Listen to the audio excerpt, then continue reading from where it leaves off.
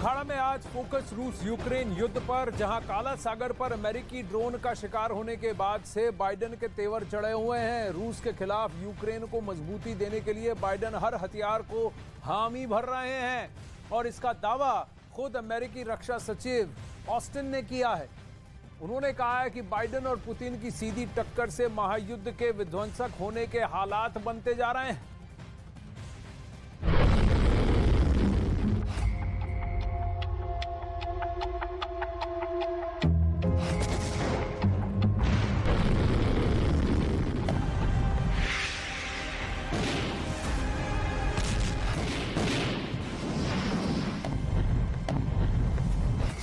महायुद्ध में अमेरिका के हथियार यूक्रेन के लिए कवच बने हुए हैं।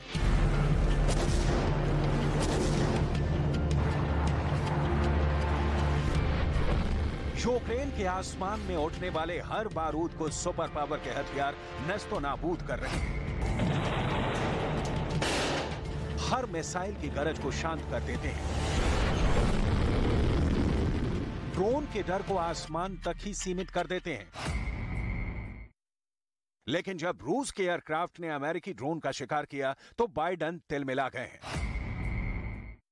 और ज़ेलेंस्की को हर वो हथियार देने का भरोसा देने लगे जिससे पुतिन की जमीन को थर्रा दिया जाए। जर्रा बराबर यूक्रेन की जमीन भी पुतिन के कब्जे में ना जा पाए। We are now at a crucial time in the course of Ukraine's fight for freedom. We must all demonstrate our continued resolve and unity. That means following through on our commitments fully and quickly. We must provide Ukraine with the full capabilities for the fight ahead, including the spare parts, maintenance packages to sustain the critical capabilities provided by the members of this contact group, and additional equipment. जंग की शुरुआत से लेकर अब तक America ने Ukraine की हर तरफ से मदद की और यूक्रेन की सेना मैदान में दम भर कर लड़ी। लेकिन अब रूस के एक एक्शन के बाद बाइडेन और पुतिन आमने सामने आ गए हैं। अमेरिकी रक्षा सचिव लॉयड ये दावा कर रहे हैं कि गर्मी शुरू होने से पहले रूस ताबड़तोड़ हमला कर सकता है, लेकिन उससे पहले ही यूक्रेन को कवच मिल जाएगा। That will continue to step up to meet Ukraine's needs into the spring and well beyond. And ladies and gentlemen, last April, our contact group began with a single meeting pulled together by our outstanding teams. But it has grown into a community of action. And I remain fully committed and fully confident that we will support Ukraine's defense for the long haul. Now, in recent months, the Kremlin has demonstrated again and again that it pays no heed to the lives of its own forces and has been intensifying its reckless war of conquest. अमेरिकी सेना मैदानी जंग में सैन्य सामान भेज रही है। यूक्रेनी सेना को घातक बनाने की ट्रेनिंग दे रही है। यूक्रेन के 90 से 100 सैनिकों को पैट्रियट सिस्टम चलाने की ट्रेनिंग दी जा रही है ताकि जल्द से जल्द पैट्रियट को यूक्रेन में सेट कर तबाही मचाई जा सके, क्योंकि पैट्रियट मिसाइल डिफेंस सिस्टम दुनिया के सबसे बेहतरीन डिफेंस सिस्टम में से शामिल है। ये मिसाइल डिफेंस सिस्टम दुश्मन की बैलिस्टिक मिसाइल, क्रूज मिसाइल और लड़ाकू विमानों को पल भर में मार गिराने में सक्षम है। Patriot missile defence system 150 kilometre दूर दुश्मन की मिसाइल को ट्रैक कर इसे तबाह कर सकता है। 30 किलोमीटर की दूरी पर यह मध्यम दूरी की मिसाइलों को भी रोक सकता है। पैट्रियट मिसाइल के एक ट्रक में 8 लॉन्च होते हैं। पैट्रियट सिस्टम सभी मौसमों में काम करने में सक्षम है और इसका निर्माण लॉकहीड मार्टिन ने किया है। ऑस्टिन का दावा है कि वो ज़ेलेंस्की की जरूरतों को जल्द ही पूरा करेंगे। बख्तरबंद गाड़ी से लेकर टैंक तक, मिसाइल से लेकर रॉकेट लॉन्चर तक यूक्रेनी सेना की जो जरूरत होगी उसे मुकम्मल करेंगे। यानी रूस का एक घातक कदम अमेरिका को यूक्रेन के और भी करीब ले आया है, जो महायुद्ध के और भी विध्वंसकारी होने का संकेत दे रहा है।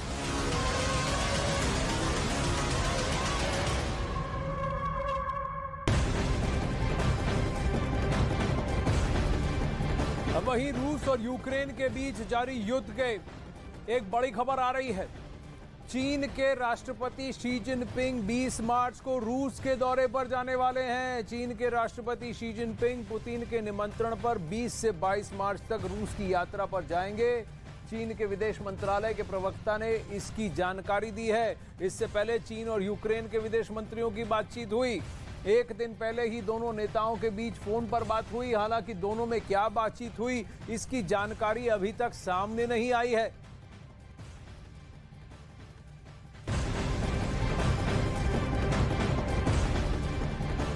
अब वहीं अमेरिका लगातार चीन पर आरोप लगा रहा है कि वो रूस में जानलेवा हथियारों की सप्लाई कर रहा है, लेकिन चीन इससे इनकार करता रहा है। अब अमेरिकी मीडिया सबूतों के साथ सामने आई है और इंपोर्ट एक्सपोर्ट शिपमेंट रिपोर्ट के हवाले से पर्दाफाश किया है कि चीन ने पिछले साल युद्ध शुरू होने के बाद रूस को ऐसे हथियारों की खेप भेजी जिसमें से कुछ के यूक्रेन युद्ध में प्रयोग होने के दावे किए जा रहे हैं। देखिए डिटेल्स।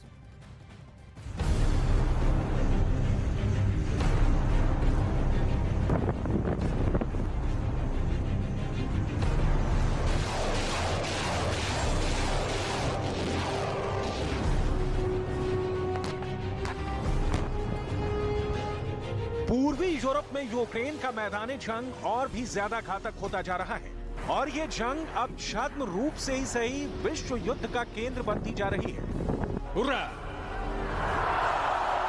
महायुद्ध में अब चीन की एंट्री हो चुकी है। एक रिपोर्ट के मुताबिक यूक्रेन युद्ध में ड्रैगन के राइफल से गोलियां चल रही हैं।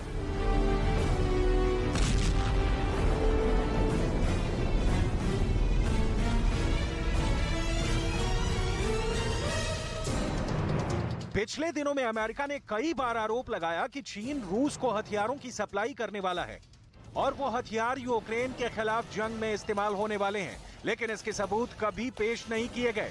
पेंटागन से लेकर व्हाइट हाउस तक लगातार दावे करता रहा, लेकिन कभी ये नहीं बता पाया कि किस तरह के हथियारों की सप्लाई चीन रूस में कर रहा है।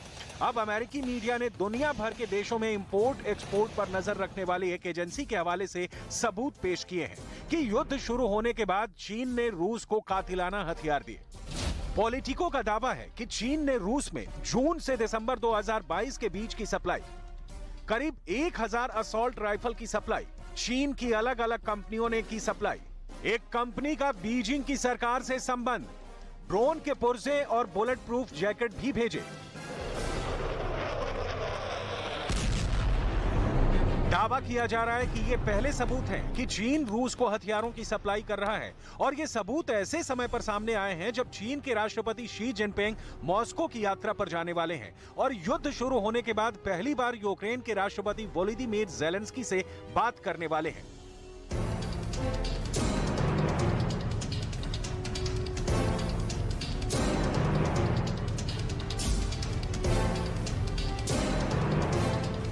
इस रिपोर्ट से ड्रैगन का दोहरा चेहरा दुनिया के सामने आ गया है। एक तरफ वो जंग खत्म करने के लिए सुझावों का पिटारा खोलता है, समझौते की बातें करता है, दुनिया की आंखों में धूल झोंकने के लिए अलग अलग मंचों पर दावा करता है कि चीन कभी भी जंग में किसी भी और हथियारों की मदद नहीं करेगा, और दूसरी तरफ अलग अलग कंपनियों के जरिए अलग अलग मुल्कों से होते हुए रूस तक हथियारों की खेप भेज रहा है। पॉलिटिको की रिपोर्ट के मुताबिक चीन की सरकारी company China north industries group corporation limited ने जून 2022 में रूस की कंपनी तेह क्रिम को असॉल्ट राइफल की खेप भेजी। चीन ने जो राइफल रूस को दिए उसका नाम है CQA, जो अमेरिका की M16 असॉल्ट राइफल की कॉपी मानी जाती है। हालांकि ये साफ नहीं है कि इन चीनी हथियारों का इस्तेमाल यूक्रेन की जंग में हो रहा है या नहीं। वहीं ये भी दावे किए जा रहे हैं कि वाशिंगटन में बाइडेन प्रशासन के बीच में एक लिस्ट तैर रही है जिसमें चीन के वो हथियार दर्ज हैं जिनकी सप्लाई रूस में की गई है। इसमें ड्रोन, गोला बारूद और अन्य छोटे हथियार शामिल हैं। हालांकि वाशिंगटन ने पिछले प्रतिबंधों की लिस्ट में ऐसी चीन की कंपनियों को भी शामिल किया था जिन पर आरोप लग रहा था कि वो रूस को यूक्रेन के खिलाफ जंग लड़ने में मदद कर रहे हैं।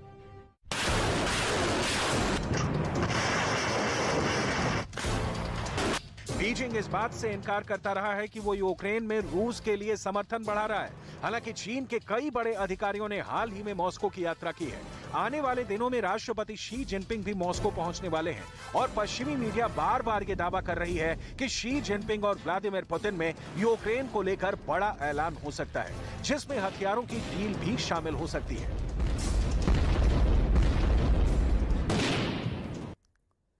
चीन की भूमिका हमेशा संदेह के घेरे में रही है। चीन दुनिया के सामने कहता कुछ है और करता कुछ है। अब देखिए कि चीन के ड्रोन कैसे यूक्रेन में युद्ध के मैदान तक पहुंच चुके हैं। Dajiang innovation science and technology company, जो DJI के नाम से चर्चित है, इस कंपनी ने नवंबर और दिसंबर 2022 में ड्रोन के पार्ट्स भेजे। इस दौरान रूस की कंपनियों को चीन की कंपनियों से ड्रोन पार्ट्स की 12 शिपमेंट मिली। चीन की DJI कंपनी ने ड्रोन के पार्ट्स भेजे हैं। ड्रोन के कैमरे और बैटरी की सप्लाई भी की है। UAE के रास्ते रूस भेजे गए ये ड्रोन्स के पार्ट्स। 2021 में अमेरिका ने DJI पर प्रतिबंध लगाया क्योंकि DJI ने उइगर अल्पसंख्यकों पर नजर रखने के लिए चीन की सरकार को ड्रोन दिए थे। हालांकि चीन से रूस पहुंचे राइफल्स के बारे में अभी कोई स्पष्टता नहीं है कि वे युद्ध के मैदान में प्रयोग किए जा रहे हैं या नहीं, लेकिन यूक्रेन युद्ध में DJI के ड्रोन जरूर देखे गए हैं, वो भी एक बार नहीं बल्कि महीनों तक कई बार। चीन ने 12 टन बुलेट प्रूफ जैकेट्स भी रूस भेजे हैं। तुर्की के रास्ते ये बुलेट प्रूफ जैकेट रूस को सप्लाई किए गए हैं।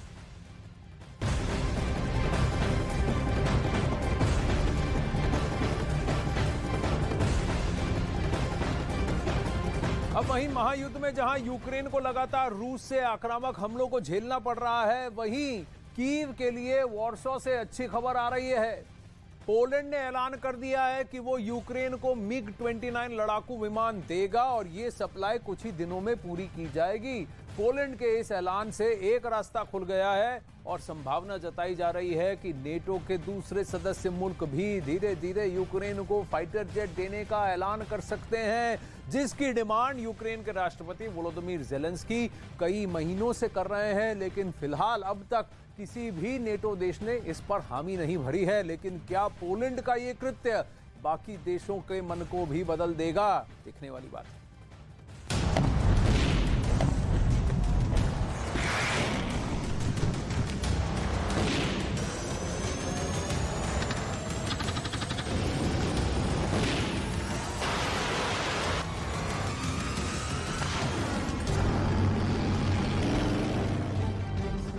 युद्ध बहुत ज्यादा आक्रामक हो गया है। यूक्रेन में रूस के ताबड़तोड़ हमलों ने ज़ेलेंस्की की सेना को तोड़ दिया है। रूस इतना आक्रामक हो चुका है कि अब आर और पार की लड़ाई के लिए पूरी तरह से तैयार है। यही वजह है कि काला सागर के ऊपर रूसी जेट ने अमेरिकी ड्रोन को टक्कर मारकर गिरा दिया। पुतिन के इस रुख के साथ ही पूर्वी यूरोप के देशों में टेंशन बढ़ गई है, क्योंकि ये संकेत है कि पुतिन अब यूक्रेन की सीमाओं को लांघते हुए नेटो से पंगा लेने के लिए तैयार हैं।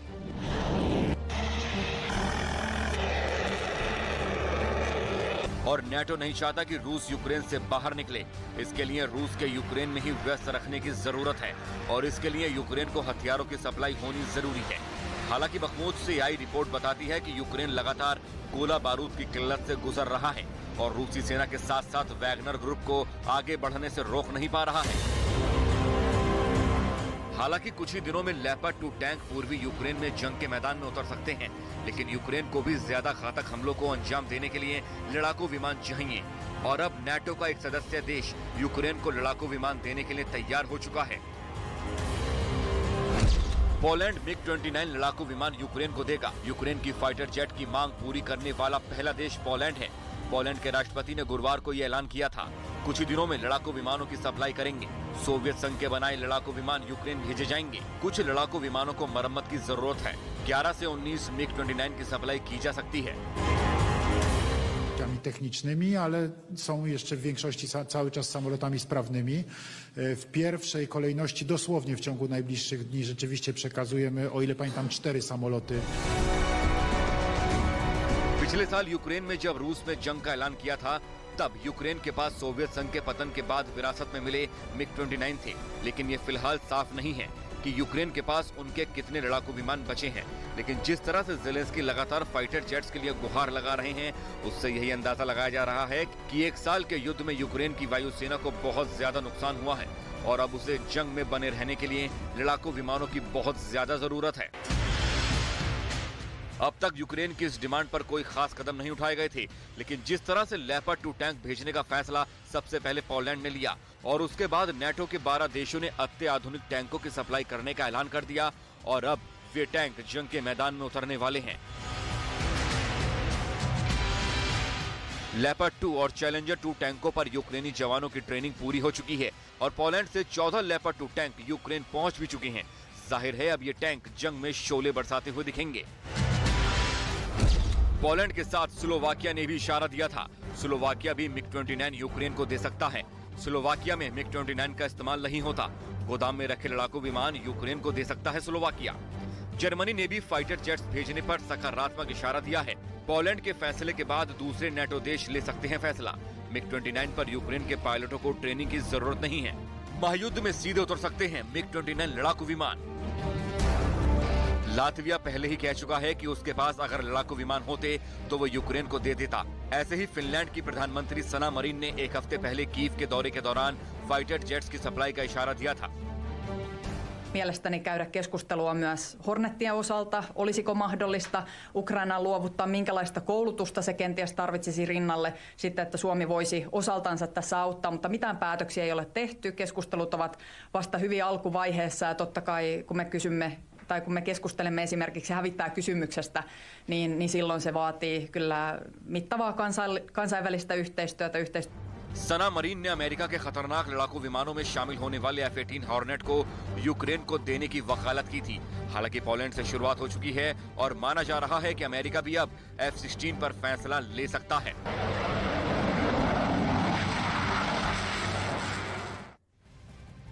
अब खबर है कि अमेरिका बहुत जल्द यूक्रेन को सबसे खतरनाक फाइटर जेट F-16 दे सकता है। अमेरिका के 8 सांसदों ने यूक्रेन को F-16 पर फैसला लेने के लिए दबाव भी बनाया है और इसके लिए अमेरिका के 8 सांसदों ने एक चिट्ठी लिखी है जिसके जरिए उन्होंने यूक्रेन को F-16 देने पर जल्द फैसला लेने की अपील की है।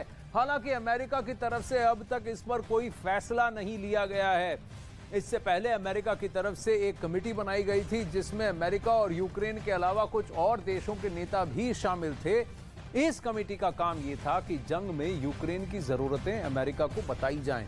दावा ये किया जा रहा है कि ये कमेटी पहले ही यूक्रेन को F-16 देने की सिफारिश कर चुकी है। इस बीच 8 सांसदों ने अमेरिका के रक्षा मंत्री लॉयड ऑस्टिन को चिट्ठी लिखकर यूक्रेन को जल्द से जल्द F-16 फाइटर जेट देने का दबाव बनाया है।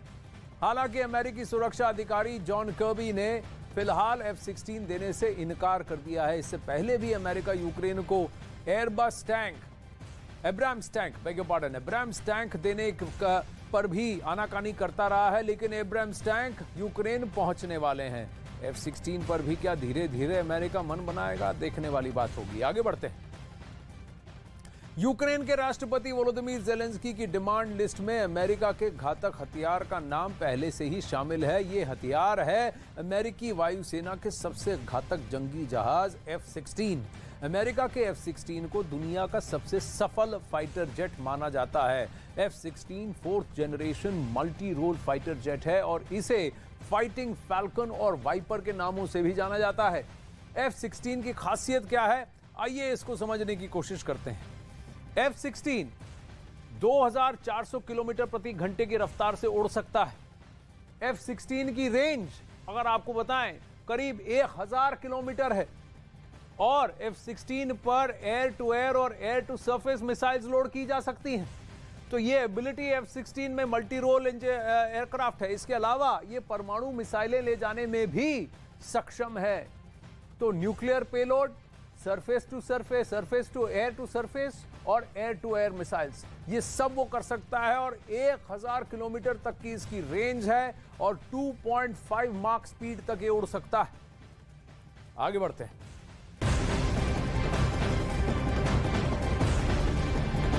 बखमूत से हर रोज तबाही की नई तस्वीर सामने आ रही है। बखमूत की जमीन से उठते सैनिकों के ताबूत रूह को थर्रा रहे हैं। इस इलाके पर कब्जे के लिए रूस और यूक्रेन दोनों ही देश दम भरकर लड़ रहे हैं। यूक्रेनी सेना से बखमूत का एक वीडियो शेयर किया गया है जिसमें यूक्रेनी जवान वहां के मौजूदा हालात के बारे में बता रहे हैं। देखिए।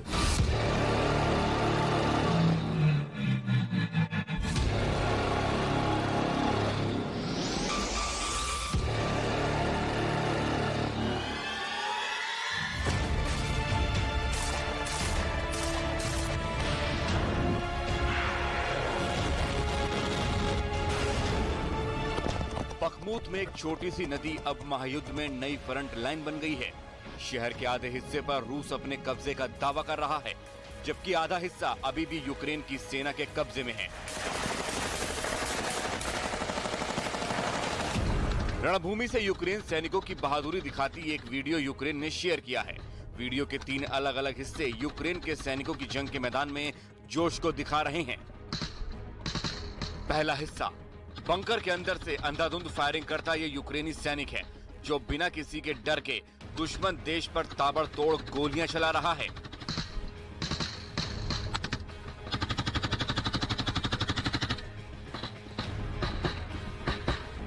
पूर्वी बखमूत में घुसपैठ की कोशिश कर रही रूसी सेना को धकेलने के लिए ज़ेलेंस्की के जवान मोर्चे पर डटे हैं। रूसी सेना पूर्वी डोनबास के बखमूत पर कब्जा करने के लिए महीनों से संघर्ष कर रही है। रूस और यूक्रेन बखमूत में हो रही लड़ाई के दौरान हुए भारी नुकसान को भी स्वीकार करते हैं। बंकर से ताबड़तोड़ फायरिंग उनके इसी इंकलाब की आग है। यूक्रेनी सैनिक बैक टू बैक कई राउंड फायर दागता है, गन को रीलोड करता है और फिर से आग बरसाना शुरू कर देता है। दावे के मुताबिक ये बखमूत के बाहरी इलाके का वीडियो है, जहां वॉलंटियर फर्स्ट असॉल्ट बटालियन के सैनिक मोर्चा संभाले हैं और ज़ेलेंस्की उनका जोश बढ़ा रहे हैं। І хочу сьогодні окремо подякувати Данії і за новий оборонний пакет для України, і за рішення про спеціальний фонд допомоги нашій державі обсягом 7 мільярдів данських крон. Це $1 мільярд США. Дуже вагомо, дуже потрібно. दूसरा हिस्सा, यूक्रेनी सेना पहले भी दावा कर चुकी है कि बखमूत के इस इलाके में दुश्मन से जंग के साथ साथ उनके सामने कई दूसरी चुनौतियां भी हैं। बखमूत में जिस दिन से जंग तेज हुई, शहर सुनसान हो गया है। बारूद से खाक मकान, मिसाइलों से तबाह सड़कें और दलदल नुमा ये मैदान, जो यूक्रेनी टैंकों की कब्रगाह कहे जा रहे हैं। दलदल के इन रास्तों से ना तो यूक्रेनी जवान गुजर पा रहे हैं और ना ही उनके सैन्य सामान।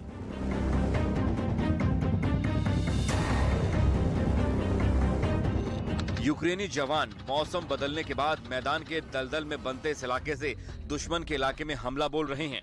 जिस नाले को काटकर यूक्रेनी जवानों ने खुद को बंकर तक पहुंचाने के लिए कवच सोचा था, वही उनके लिए परेशानी का सबब बन गया है। तीसरा हिस्सा, जंग के मैदान में ये तीसरी तस्वीर यूक्रेनी जवान की फिक्र को धुएं में उड़ाने वाली है। बखमूत इस वक्त जंग का मेन केंद्र है। ऐसे में यूक्रेनी सैनिक मोर्चे पर डटे अपने साथी सैनिकों के साथ वक्त को जी रहे हैं।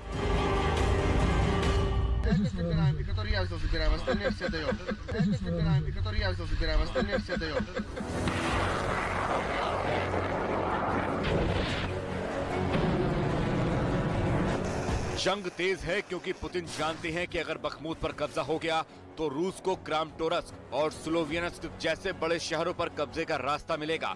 यूक्रेन पर भी यही नियम लागू होता है। ऐसे में दोनों ही सेना पूरे दम से डटी हैं।